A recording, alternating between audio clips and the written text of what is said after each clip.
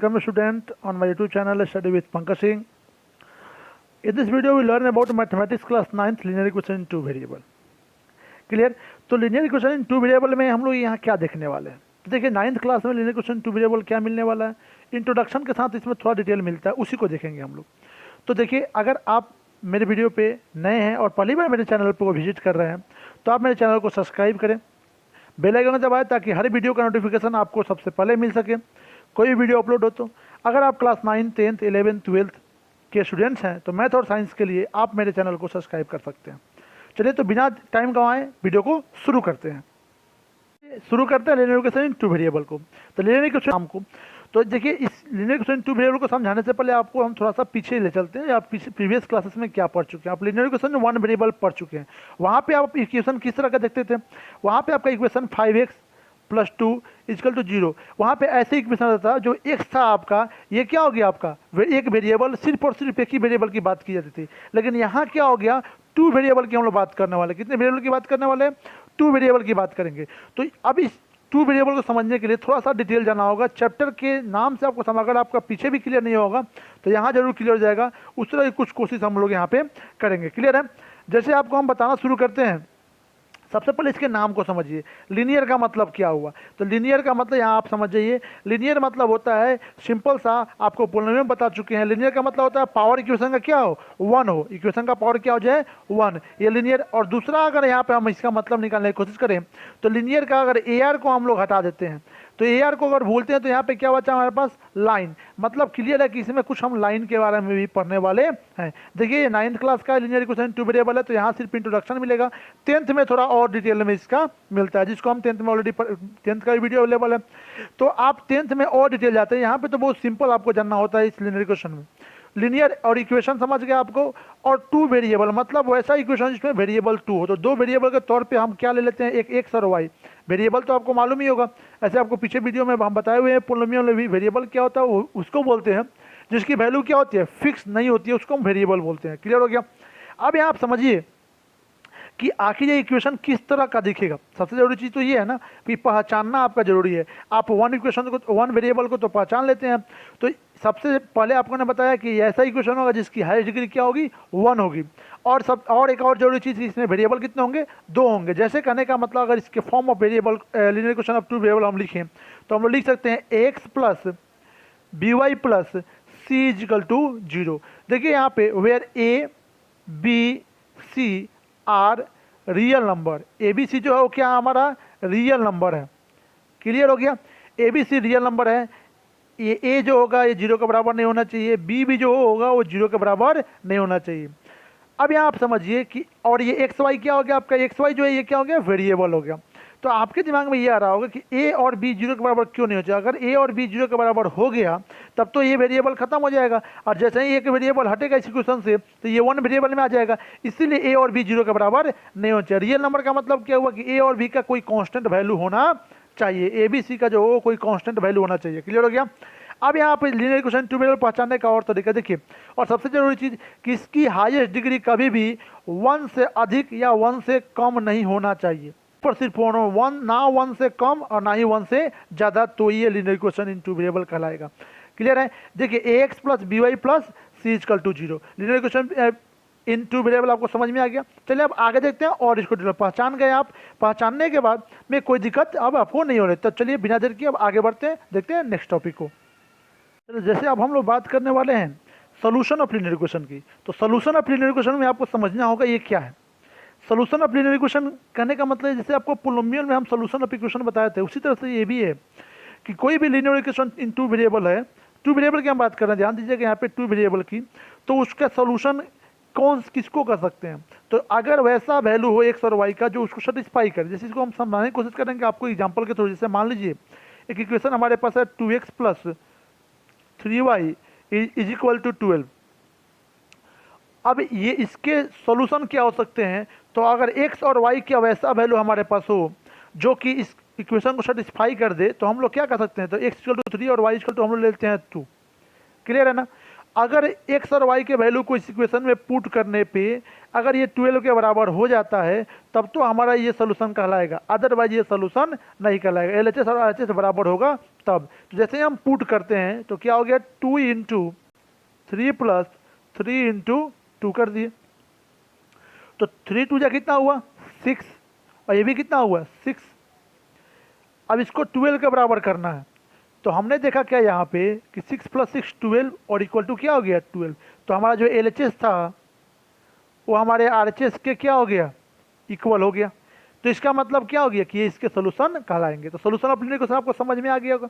और जब इसको हम ऑर्डर पेयर में अब लिखेंगे, जब इसको कि ये सोल्यूशन है तो कैसे लिखेंगे। ऑर्डर पेयर आपको कोऑर्डिनेट ज्योमेट्री मॉडल से समझाया जाएगा। यहाँ बताते हैं ऑर्डर पेयर में पहले एक्स की वैल्यू, तो एक्स की वैल्यू कितना है 3 और ये हो गया 2। हम बोल सकते हैं कि 3 and 2 is the solution of this equation. Clear हो गया। अब एक और चीज़ हम नीचे नोट में लिखे हुए हैं, नोट में हमने लिख रखा है यहाँ पे a linear equation in 2 variable has infinity solution.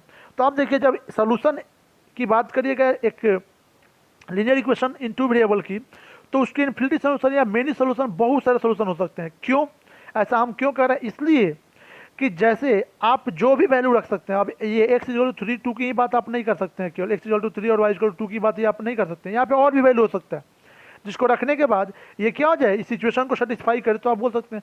तो मेनी सोल्यूशन जब सिंगल इक्वेशन के सोल्यूशन की बात आप कर रहे हैं, आप यहाँ पे केवल सिंगल इक्वेशन की बात कर रहे हैं, ठीक है।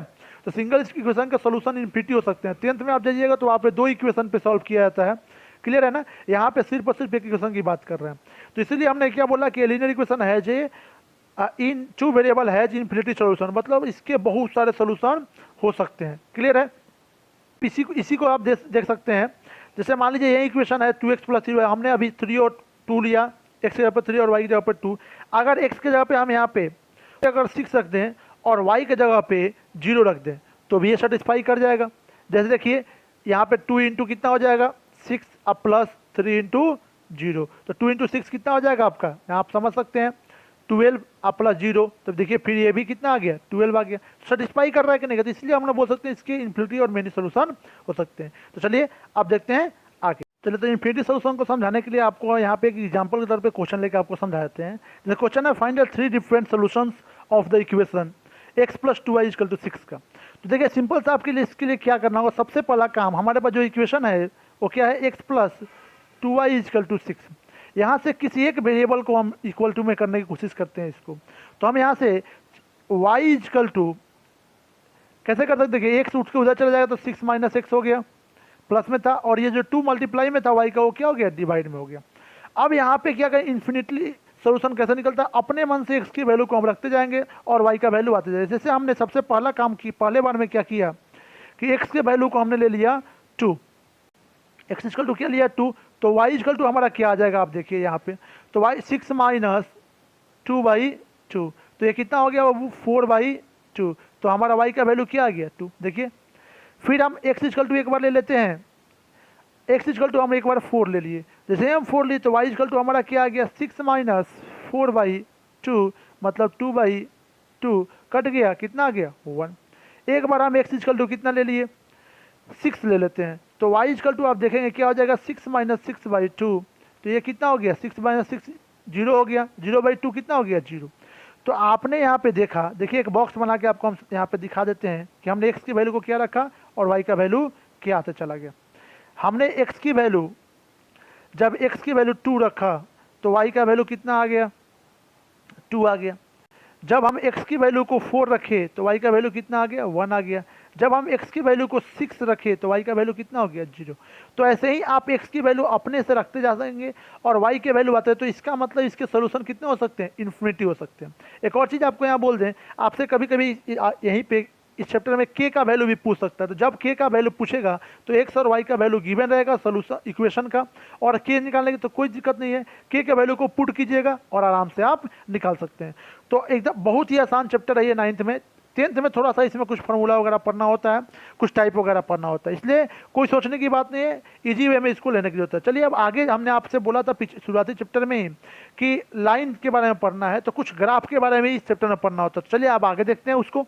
चलिए, तो अब हम लोग बात करने वाले हैं graph of linear equation in two variable की। तो देखिए इसमें ग्राफ कैसे ड्रॉ होगा, जैसे आपको हम पीछे इन्फिनिटी सोल्यूशन निकालने का जो मेथड बताए थे, उसी मेथड का इसमें यूज किया था graph of linear equation in two variable को रिप्रेजेंट करने के लिए। तो सबसे पहले जरूरी चीज़ है कि आप जानते हैं कि 9th में आप सिर्फ टू वेरिएबल में सिंगल इक्वेशन के बारे में पढ़ते हैं, डबल इक्वेशन के बारे में नहीं पढ़ते हैं। डबल इक्वेशन के बारे में आपको 10th में पढ़ना है। कहने का मतलब ये है कि यहाँ पे आप सिर्फ और सिर्फ ग्राफिकल रिप्रेजेंटेशन और linear equation in two variable को पहचानना, या सिंगल इक्वेशन है तो उसके सोल्यूशन को निकालना सीखते हैं। लेकिन जब आप 10th में जाते हैं तो वहाँ उसके एक्स और वाई का वैल्यू आप इक्वेशन से कैसे निकालेंगे ये सीखते हैं। तो ये सब चीज़ें आपको वहाँ मिलेगी। तो यहाँ पे आपको ग्राफ को रिप्रेजेंट करने के लिए तरीका जो है वो सीधे हम बताने की कोशिश करेंगे आपको ग्राफिकल ग्राफ ड्रॉ कैसे करते हैं। तो जब इसमें आप यहाँ ग्राफ ड्रॉ कीजिएगा, सिंगल इक्वेशन है तो लाइन एक ही ड्रॉ होगा। ग्राफ से आप परिचित हैं, एक्स वाई एक्सिस होते हैं उसमें, क्लियर है।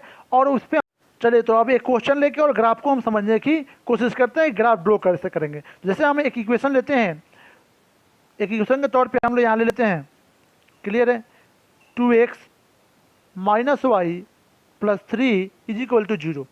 अब इसको ग्राफिकल रिप्रेजेंट करना है।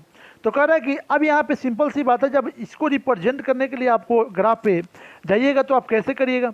तो सबसे ज़रूरी चीज़ है, पहले आप ग्राफ जैसे ग्राफ में आप जानते हैं कि दो एक्सिस होते हैं, क्लियर, एक्स एक्सिस और वाई एक्सिस, क्लियर है ना।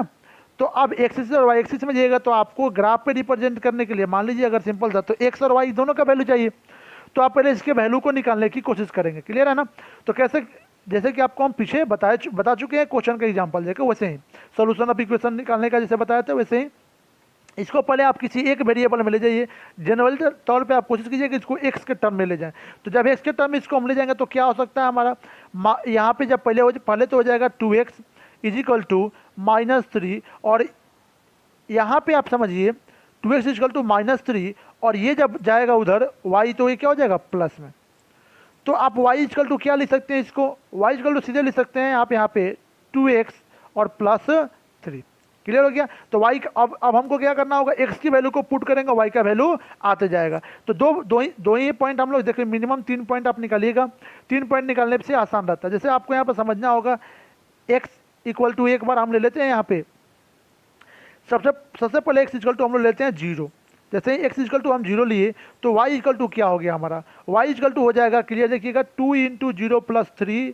तो y इक्वल टू आपका क्या आ गया यहाँ पे, 0 प्लस 3 हो गया। अब हम x इक्वल टू क्या ले लिए, जैसे ही x इक्वल टू हम यहाँ पे अब ले लेंगे, एक और ले लेते हैं कोई 1।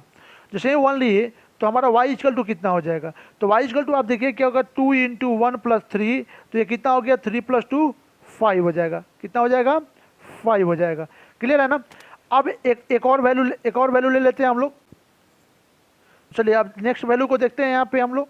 तो नेक्स्ट वैल्यू की जब बात करते हैं यहाँ पे क्या हो जाएगा, अब इस बार हम लोग क्या करते हैं, x इक्वल टू -1 ले लेते हैं। जैसे ही -1 लिए तो y इक्वल टू कितना हो जाएगा, 2 इंटू -1 और प्लस 3। तो 2 इंटू -1 हुआ तो कितना हो गया आपका, -2, और -2 अब प्लस 3 कितना हो जाएगा आपका, आप यहाँ देखिएगा, -2 प्लस 3 कितना हो जाएगा आपका 1।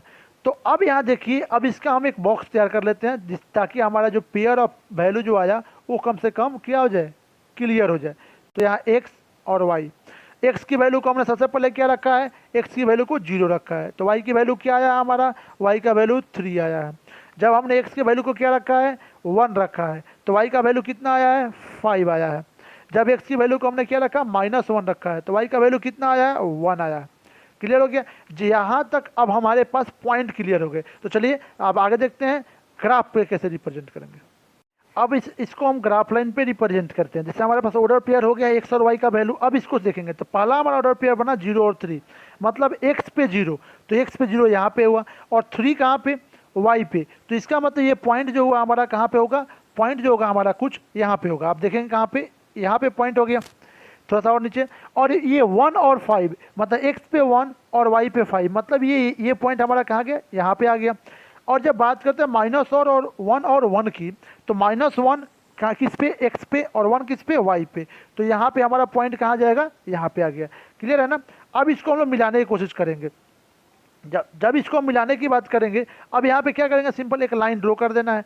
और ये लाइन हमारा क्या होगा, दोनों साइड बढ़ना चाहिए और इस पॉइंट को, ये पॉइंट को क्या करना चाहिए, मैच करना चाहिए। तो ये हमारा ग्राफ लाइन हो गया, ग्राफ ड्रॉ करने का ये तरीका हो गया किस पे, ये linear equation in two variable के एक इक्वेशन का ग्राफ अगर ड्रॉ करना हो तो।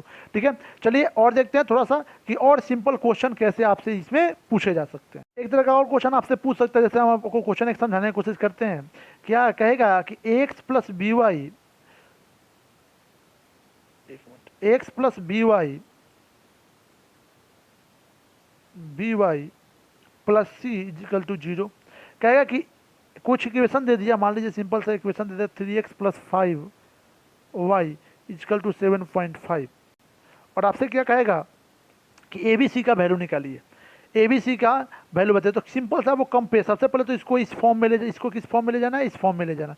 तो ले जाएंगे तो 3x प्लस 5y और माइनस 7.5 इजिकल टू 0 हो गया।